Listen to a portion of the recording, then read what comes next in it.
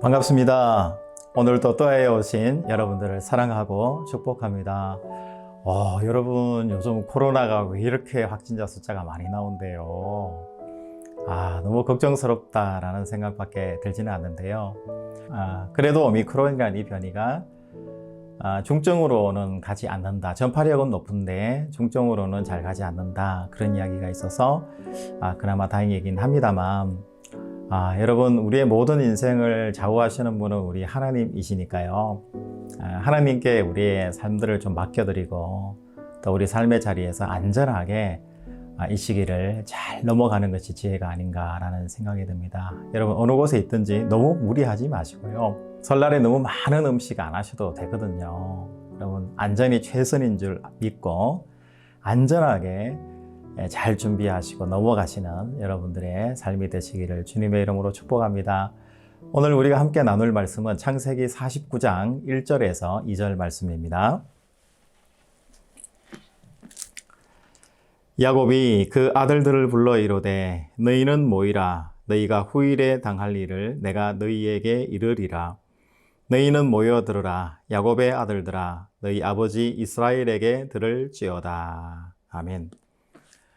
오늘은 창세기의 거의 마지막 부분에 다다랐는데요.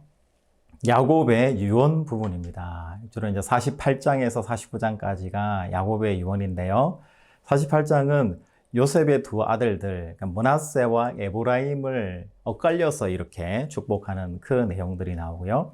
49장에는 아버지 야곱이 12아들들에 대해서 아주 꼼꼼하게 하나하나 짚어가면서 아이들의 장점과 단점에 대해서 이야기를 하면서 축복하는 마지막 유언의 메시지들이 담겨져 있습니다. 먼저 48장에 나오는 요셉의 두 아들들에 대해서 한번 어떤 축복의 내용을 나누었는지에 대해서 한번 말씀을 나눠보겠습니다. 우리 48장에 보면 요셉의 아들이 둘이 있다라는 것을 알게 됩니다. 그러니까 장남이 므낫세라는 이름이고요. 둘째 아들이 에브라임이라는 이름입니다. 그런데 좀 특이한 것은 야곱이 두 아들들을 불러놓고 축복을 할 때 첫 번째는 원래 그 축복의 권한은 아버지에게 있는 거잖아요. 그럼 당연히 므낫세와 에브라임은 요셉의 아들들이니까 요셉이 손을 얹고 축복하는 것이 당연한 것이고 그것이 맞는 거죠. 그런데 야곱이 이제 죽을 때가 다 됐고 자기가 뭔가 축복을 하고 싶고 요셉에 대해서 특별한 의미를 담은 것 같아요. 그래서 이 아들들이 내 아들인 것처럼 내 친아들, 손자가 아니라 친아들이다 이렇게 선포를 하고 내가 두 아들들, 그러니까 므낫세와 에브라임에 대해서 직접 내가 축복을 하겠다라고 선언을 하고 축복을 합니다. 그런데 또 한 가지 특이한 사항은 므낫세가 장남이에요. 그리고 에브라임이 차남인데 손을 엇갈라서 축복을 해요. 유대 전통에 의하면 장자 직계에 대해서 축복하는 전통이 있는데 장남은 오른손으로 이렇게 축복을 하고 차남은 왼손으로 축복하든지, 그래서 특별히 오른손의 축복이 누구에게 가는가가 굉장히 중요한 한 부분이었습니다. 그런데 이 야곱이 장자 직계 전통에 대한 것을 완전히 무시한 채 오른손으로 에브라임을 축복하고 왼손으로 므낫세의 손을 얹고 축복을 합니다. 물론 축복이라는 것이 지금 우리가 생각해 보면 별거 아니라고 생각할 수 있어요. 아버지가 축복을 한다고 해서 아들이 잘 사는 게 중요하지 뭐가 그리 중요할까라는 생각이 들긴 하는데요. 근데 그 당시에 전통사회의 문화로 봤을 때는 매우 중요한 부분이고, 이 축복권을 누가 받느냐에 따라서 주변 사람, 본인뿐만 아니라 주변 사람들이 그 사람에게 집중하는 힘이 있었기 때문에 이 축복권은 굉장히 대단한 거예요. 그런데 야곱이 이 모든 것들을 무시하고 손을 엇갈라서 축복을 합니다. 그러니까 이 야곱이 손을 엇갈려서 축복한 것은 하나님의 뜻 안에서 하나님의 말씀에 순종해 나가고 껍데기 형식과 전통과 기독권의 문제가 아니라 얼마나 내용을 가지고 신앙 안에서 하나님을 쫓아가는 가에 따라서 그 하나님을 내용 있게 신앙 안에서 쫓아가는 그 사람이 뭐냐면 바로 신앙의 장자권을 가진 사람이다. 이렇게 해석하고 있는 거죠. 여러분, 이 모습을 보면서 우리는 이렇게 생각했으면 좋겠습니다. 내가 장남이냐? 아니면 차남이냐? 아니면 이것도 아닌 나는 딸인데요? 이렇게 생각할 수 있어요. 근데 성경에서 우리에게 말씀하시고자 원하는 것은 얼마나 하나님 앞에서 하나님을 쫓아가는 신앙으로 내용 있게 신앙 안에서 살아가는가가 가장 중요하다라는 것을 성경에서 지금 이야기를 하고 있습니다. 여러분, 축복이 과연 어떤 것일까요? 이 내용을 잘 보여주는 내용이 바로 뒷장 오늘 본문의 1, 2절부터 시작해서 나오는 야곱의 12아들들에 대한 축복입니다. 야곱의 축복의 특징은 첫 번째는 각 아들들의 장점과 단점에 대해서 잘 설명을 하면서 축복을 하고 있다는 거죠. 그러니까 야곱이 누구에게는 축복을 하고 누구에게는 저주하는 형식의 유언의 축복을 메시지를 한 게 아니라 첫째부터 막내까지 순서를 따라서 그 아들의 각각의 장점과 단점들을 이야기를 한다는 거죠. 그리고 또 한 가지 특징은 각 이 축복의 내용들을 보면 각 아들들이 정말 자기 인생에서 생명력을 가지고 하나님의 신앙을 가지고 정말 활기차고 열정을 가지고 신앙생활을 할 수 있도록 축복하고 격려한다라는 메시지를 가진다는 차원에서 약간 의미를 다르게 가진다라고 이렇게 볼 수가 있는 것 같아요. 우리가 르우벤에 대해서 먼저 한번 살펴보면요. 르우벤은 우리가 3절에 보면 이렇게 기록합니다. 르우벤아, 너는 내 장자요, 내 능력이요, 내 기력의 시작이라. 위풍이 월등하고 권능이 탁월하다마는, 우리 4절에 보면 물의 끓음 같았은즉 너는 탁월하지 못하리니 내가 아버지의 침상에 올라 더럽혔음이로다. 그가 내 침상에 올랐었도다. 여러분, 장단점을 다 이야기하죠. 르우벤은 바로 자기의 첫 아들이잖아요. 장자잖아요. 나의 기력과 나의 뜻에 최고에 잘 맞는 탁월한 아들이다. 훌륭하고 모든 부분에서 탁월하다. 이렇게 자랑을 해요. 그러면서 이 탁월함이 결국은 우리 4절에 보면은 단점이다, 약점이다 이렇게 이야기를 해요. 그 탁월함 때문에 어떤 마음이 생기죠? 오만한 마음과 교만한 마음이 생겨서 그동안에 이 아버지 야곱이 묵인하고 지나간 것 같은데요. 바로 빌하죠. 자기 작은 어머니예요. 자기 어머니를 범한 거죠. 간통을 한 거죠.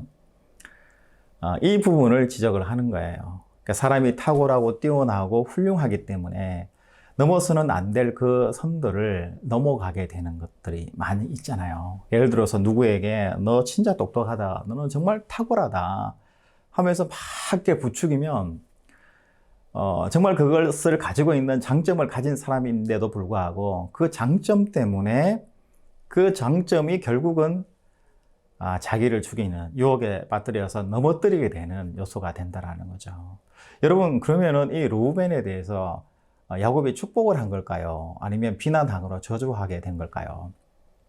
당연히 성경이 이야기하고 싶은 것은 르우벤을 축복한 거고요. 르우벤의 이 약점, 단점을 잘 보완해서 너는 살아가면 정말 너를 따라올 사람이 없을 정도로 열정적인 탁월한 사람이 될 수 있다.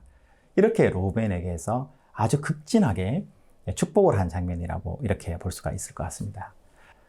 둘째, 셋째 아들인 시므온과 레위입니다. 여러분, 시므온과 레위 하면 딱 생각나는 게 있죠. 바로 디나의 강간 사건입니다.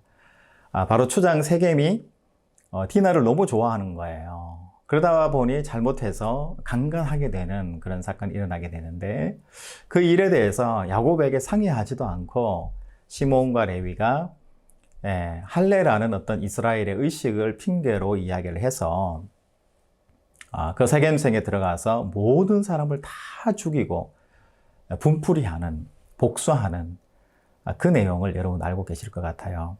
그래서 야곱은 이 사실을 이야기합니다. 시므온과 레위는 굉장히 적극적이고 활동적이고 생각하고 또 사고하는 것보다 훨씬 더 손발이 먼저 나가는 굉장한 행동파라는 거예요. 여러분, 이것이 얼마나 장점인 줄 모르거든요. 많은 사람들이 보면 무슨 말을 해도 그것을 당장 듣고 실천하는 사람은 그렇게 많지 않거든요. 근데 시므온과 레위는 뭔가 자기가 확신된 일이 있으면은 바로 실천하는 그런 아주 훌륭한 성품을 가진 사람들이었어요.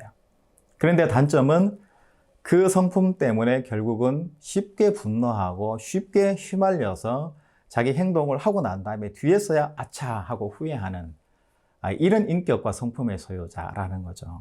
그래서 야곱은 이 시몬과 레위에게 이것을 잘 가르쳐 줍니다.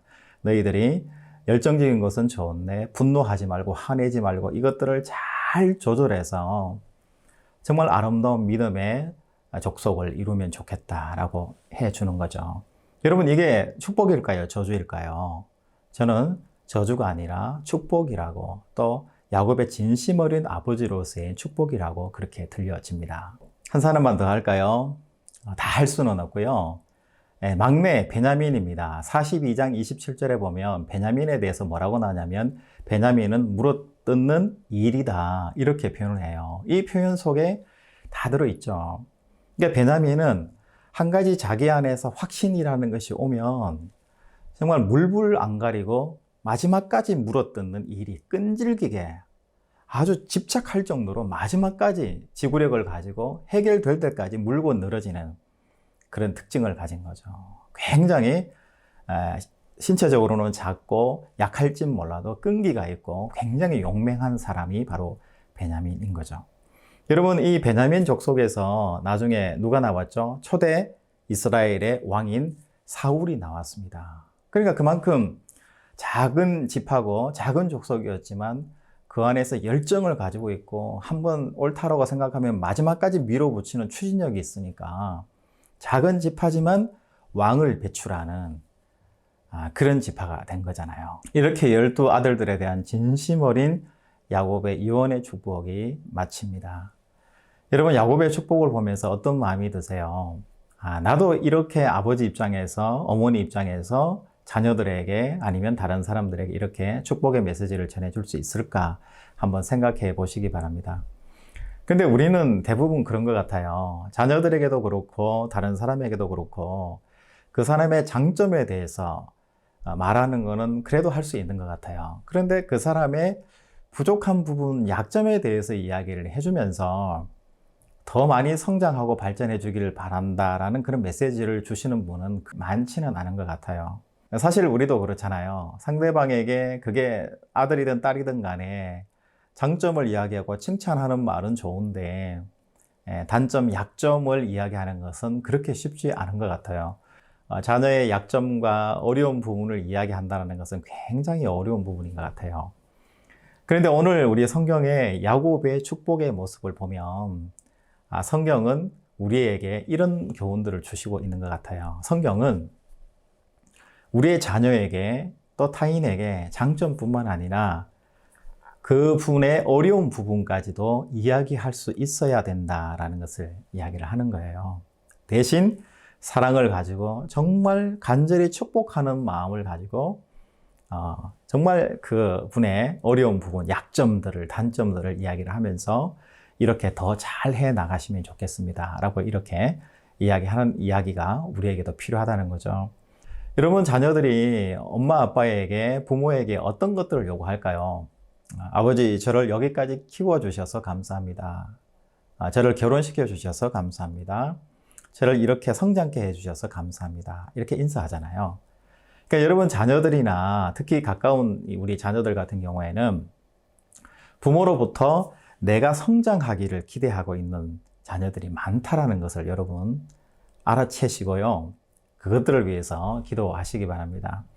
물론 말도 안 되는 사랑을 품지 않은 그런 이야기를 팍 잔소리 늘어놓듯이 늘어놓는 것은 좋은 방법은 아니겠지만, 그런데 정말 마음 안에서 깊은 사랑을 가지고 또 자녀가 동의할 수 있는 장점과 단점을 잘 이야기를 해서 자녀가 성장하고 발전할 수 있도록 해준다면 얼마나 좋을까라는 그런 생각이 듭니다. 여러분, 삶의 자리에서 귀한 말들을 많이 쏟아내시는 여러분들의 삶이 되시기 바랍니다. 야곱이 아들들에 대해서 잘 관찰하고 난 다음에 정말 그 아들에게 필요한 말을 덕담으로 이렇게 해주듯이 우리 말 가운데 이왕이면 비난하고 상대방을 욕하고 저주스러운 그런 말들이 아니라 상대방을 잘 성장시킬 수 있는 그런 말들을 해주는 것이 좋겠다라는 생각이 듭니다. 그것이 뭐냐면 결국은 덕담이죠. 상대방이 잘할 수 있고 성장할 수 있게 해주는 것, 그것이 바로 축복의 내용이라는 거예요.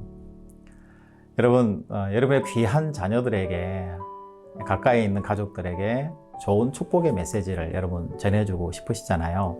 그러려면 내가 먼저 어떤 사람이 되어야 되냐면 그 사람에 대해서 잘 알고 있는 사람이 되어야 돼요. 그러니까 장점을 알고 있고 단점을 알아야지 그 사람에게 축복해 줄 수 있다는 거. 축복의 말이 나를 잘 아는 사람이 나를 잘 알고 그 말을 하는 거하고, 나의 성격이나 특징에 대해서 전혀 모르는 사람이 그냥 하는 거하고는 다르더라고요. 특별히 이 야곱은 부모 입장에서 자녀에게 해주는 메시지잖아요. 그렇듯이 여러분 자녀들 또 가까이 있는 사람들에 대해서 잘 파악하시고 잘 알고 서로 잘 공감을 이루셔서 정말 그 사람이 현재 처한 자리에서 가장 필요한 축복의 메시지, 덕담을 나누어 줄 수 있는 좋은 명절, 또 좋은 하루 되시기를 주님의 이름으로 축복합니다. 함께 기도하겠습니다. 하나님 아버지 감사드립니다. 이제 야곱이 12아들을 불러놓고 진심으로 마음속에 있는 축복의 기도를 드리는 모습을 오늘 말씀에서 보았습니다. 하나님, 야곱이 12아들들에 대해서 속속들이 장점과 단점을 잘 파악하고 그 파악한 지식에 사랑을 실어서 그 자녀들에게 전달하는 모습을 알 수가 있습니다. 하나님, 우리가 그 말을 옮길 때에 하나님, 어른이라는 나이를 가지고 우리 자녀들에게 말을 할 때는 어떨 때는 그것이 위압이 될 수 있고 또 압력이 될 수 있습니다. 그러나 어른 입장에서 자녀를 잘 이해하고 그 상황을 잘 파악한 다음에 전해주는 메시지는 덕담이 되고 축복의 메시지가 됨을 오늘 말씀을 통해서 깨닫게 하심을 감사드립니다. 하나님, 우리 안에 하나님 주시는 그 은혜를 더해 주셔서 우리 입술을 통해서 전달되는 모든 메시지가 비난과 저주의 메시지가 아니라 축복의 메시지가 되는 이 하루가 될 수 있도록 인도하여 주시옵소서. 거룩하신 예수님의 이름으로 기도하옵나이다. 아멘.